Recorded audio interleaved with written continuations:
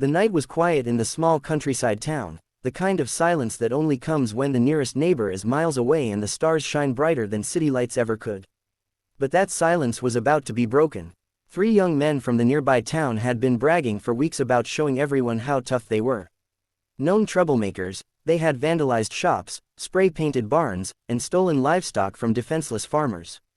Their latest target was an old woman who lived alone at the edge of the valley, a frail, gray-haired rancher named Martha Ellis.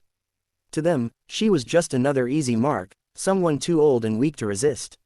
What they didn't know was that Martha Ellis was no ordinary woman. Decades ago, she had been one of the most decorated snipers in Special Forces history, her name whispered with respect among soldiers but erased from public record due to classified missions. Martha had chosen this quiet ranch life for peace.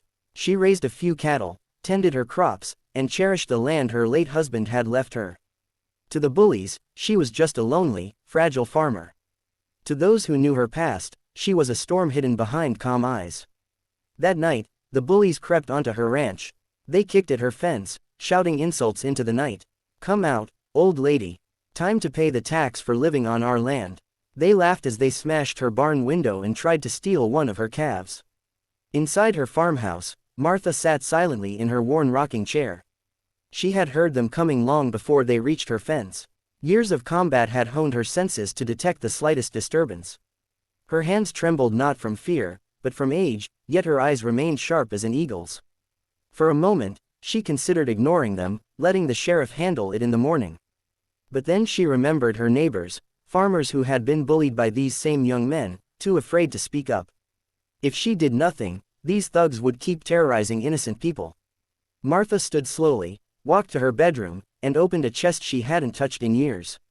Inside lay her old sniper rifle, meticulously cleaned and preserved, alongside her medals of honor. She ran her hand over the cold steel, whispering to herself, "Old friend, looks like we've got one last mission." The bullies, unaware of the storm they had awoken, began to set fire to a pile of hay near her barn. Their laughter carried in the night, cruel and arrogant. That's when Martha's voice rang out, calm but commanding. "Put it out, now." They froze. An old woman stood in the moonlight, holding a rifle with the kind of confidence that made even seasoned men pause. The leader of the group sneered. "You think that rusty gun's gonna scare us? You can't even lift it straight." He motioned for one of the others to grab her.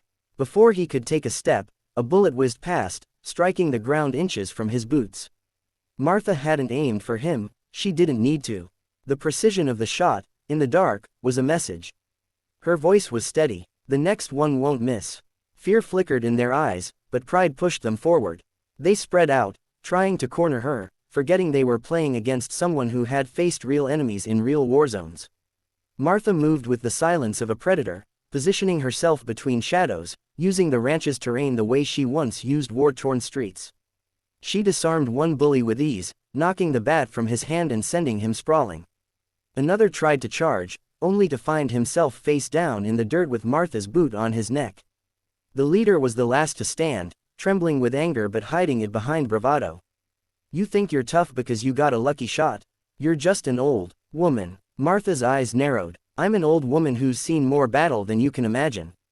I've buried friends younger than you, fought men stronger than you, and survived things you couldn't dream of.